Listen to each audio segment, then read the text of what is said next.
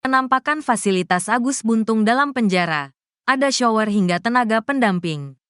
Beginilah penampakan fasilitas penjara Agus Buntung tersangka pelecehan di Mataram, NTB. Adapun fasilitas penjara Agus Buntung kini disorot.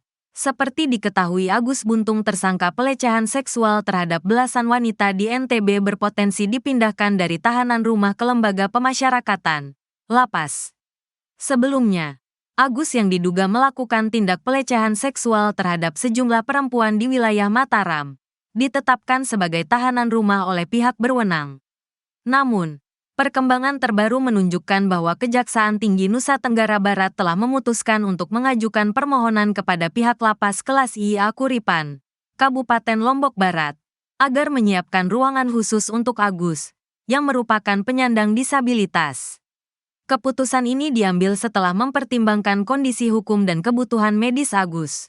Kepala Kejaksaan Tinggi NTB, Enen Saribanon, mengungkapkan bahwa pihaknya telah berkoordinasi dengan lapas untuk menyiapkan fasilitas yang sesuai dengan kebutuhan tersangka yang mengalami disabilitas. Hal ini bertujuan agar proses hukum dapat berjalan dengan lancar tanpa mengabaikan hak-hak Agus sebagai penyandang disabilitas, sambil tetap memperhatikan aspek keadilan dan keselamatan. Kami sudah melakukan langkah-langkah koordinasi dengan pihak lapas seandainya ada rekomendasi dilakukan penahanan. Kami sudah melakukan koordinasi untuk menyiapkan fasilitas untuk orang-orang disabilitas, ujarnya dilansir Tribun, Rabu, tanggal 18 Desember tahun 2024.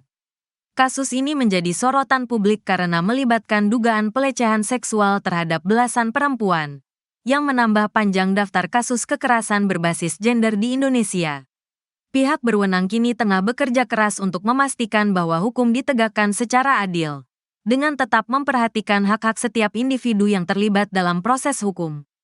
Di sisi lain, Ketua Komisi Disabilitas Daerah, KDD, Provinsi NTB Djoko Djumadi sudah melakukan pemeriksaan ruangan yang akan ditempati Agus di lapas kelas IA Kuripan, bila sewaktu-waktu ditetapkan sebagai tahanan lapas.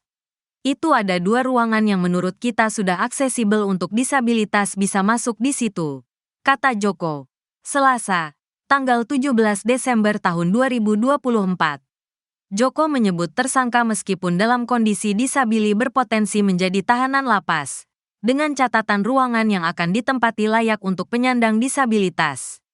Dia mengatakan ruangan yang disediakan di lapas Kuripan berbeda dengan tahanan lainnya, di mana fasilitas yang didapatkan seperti kamar mandi di dalamnya, toilet jongkok dan toilet duduk, shower dan tenaga pendamping.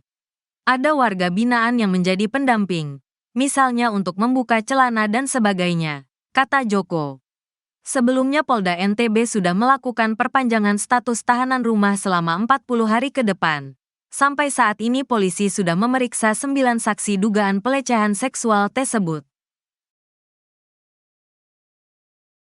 Iwayan Agus Suartama alias Agus Buntung tersangka kasus dugaan pelecehan seksual terhadap belasan wanita di Mataram, NTB sepertinya tak lama akan dijebloskan ke penjara.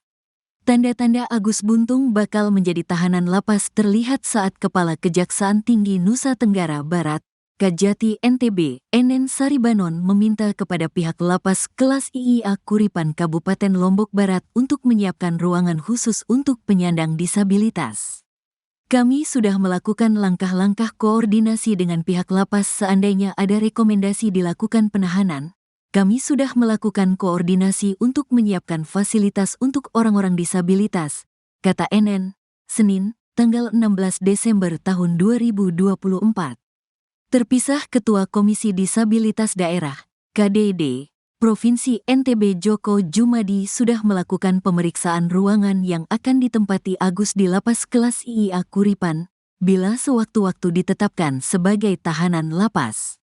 Itu ada 2 ruangan yang menurut kita sudah aksesibel untuk disabilitas bisa masuk di situ, kata Djoko, Selasa, tanggal 17 Desember tahun 2024.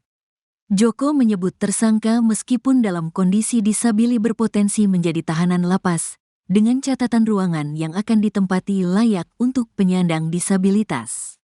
Dia mengatakan ruangan yang disediakan di lapas Kuripan berbeda dengan tahanan lainnya, di mana fasilitas yang didapatkan seperti kamar mandi di dalamnya, toilet jongkok dan toilet duduk, shower dan tenaga pendamping.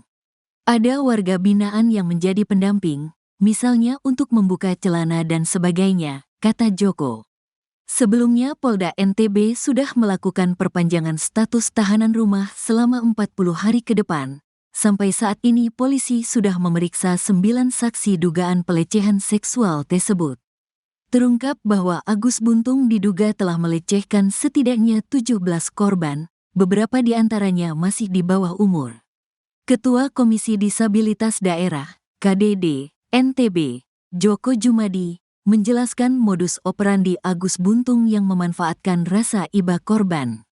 Agus diduga mendekati korban yang sedang merasa terpuruk, menggali informasi pribadi, lalu mengancam untuk membawa mereka ke homestay dengan cara yang sangat manipulatif.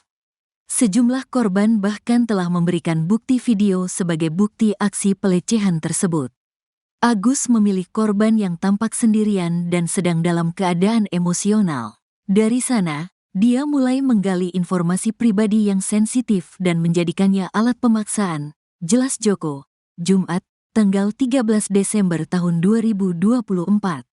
Di sisi lain, Joko Jumadi mengungkapkan bahwa beberapa korban merasa terancam oleh Agus dan tidak bisa berteriak saat berada di homestay. Agus mengancam akan menggerebek dan menikahkan mereka jika berteriak, sebuah ancaman yang cukup menakutkan, terutama di Lombok, tambah Joko. I Gusti Ayu Aripatni, Ibu Agus, dengan tegas membantah bahwa anaknya terlibat dalam kejahatan ini. Ia percaya Agus tidak mungkin melakukan tindakan tersebut, mengingat kondisinya sebagai penyandang disabilitas yang membutuhkan bantuan dalam aktivitas sehari-hari. Saya yang bantu dia makan dan mandi. Anak saya tidak bisa melakukannya sendiri, ujar I Gusti Ayu. Namun, meskipun Ibu Agus membela, kuasa hukum Agus, Ainuddin, menyatakan bahwa tidak ada unsur pemaksaan dalam kasus ini. Agus, yang kini didampingi oleh 18 pengacara, mengklaim bahwa masalah ini berawal dari ketidakmampuan dirinya mengembalikan uang sewa homestay yang dijanjikan. Polda NTB kini tengah mendalami lebih dalam kasus ini, dengan harapan agar keadilan dapat ditegakkan bagi para korban. Sejumlah korban juga sudah mendapatkan pendampingan hukum untuk membuat laporan resmi. Polda NTB telah menemukan 2 alat bukti dan menetapkan Agus Buntung sebagai tersangka dalam dugaan pelecehan seksual. Dugaan kekerasan seksual ini terjadi di sebuah homestay di Kota Mataram pada tanggal 7 Oktober tahun 2024 sekitar pukul 12 waktu Indonesia Tengah. Tersangka dijerat pasal 6C Undang-Undang Nomor 12 Tahun 2022 tentang Tindak Pidana Kekerasan Seksual, TPKS, dengan ancaman hukuman maksimal 12 tahun penjara. Dalam perkara ini, Agus Buntung dibantu 18 pengacara dalam persidangan kasus dugaan pelecehan seksual. Hal ini diungkapkan kuasa hukum Agus Buntung, Aminuddin, Selasa, tanggal 10 Desember tahun 2024. Demi membuktikan dalihnya itu, Agus kini menggaet 18 pengacara sekaligus, ucap Aminuddin.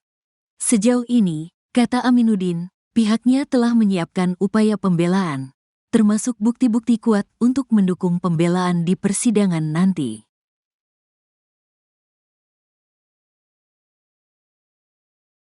Ibu setia mendampingi saat Agus Buntung melakukan reka adegan atau rekonstruksi pelecehan seksual terhadap 15 wanita. Konon, ibu juga memiliki peran ketika Agus Buntung merayu korbannya. Iwayan Agus Wartama alias Agus Buntung melakukan rekonstruksi pelecehan di Taman Udayana, Islamic Center dan homestay. Agus Buntung melakukan rekonstruksi pada Rabu, 11 Desember 2024. Selama rekonstruksi, Ibu Agus Buntung, I Gusti Ayu Aripatni juga turut hadir. Ayu tampak mengenakan baju biru. Dia selalu berada di dekat Agus Buntung selama rekonstruksi. I Gusti Ayu Aripatni memperhatikan satu persatu adegan yang diperagakan anaknya, Agus Buntung. Saat Agus mengenakan topeng pun, Ayu sempat membantu melepaskannya. I Gusti Ayu Aripatni diduga juga memiliki peran dalam aksi Agus Buntung. Pendamping korban, Andre Saputra mengatakan Agus Buntung seringkali meminta korbannya menelepon ibu, I Gusti Ayu Aripatni. Hampir semua korban meminta tolong ke korban untuk menelepon ibunya, kata Andre. Dia menduga, Ayu termasuk dalam komplotan Agus Buntung. Kemungkinan ada, tapi itu nanti kepolisian menggali hal tersebut apa ibu pelaku komplotan bersama pelaku, kata Andre.